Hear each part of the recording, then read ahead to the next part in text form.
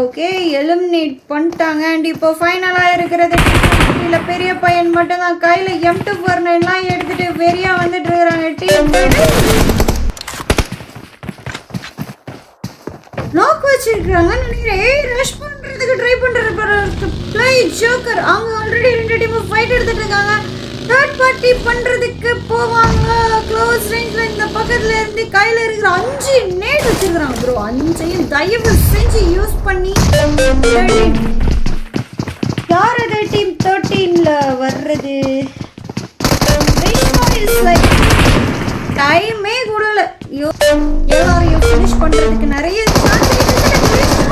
ஐயோ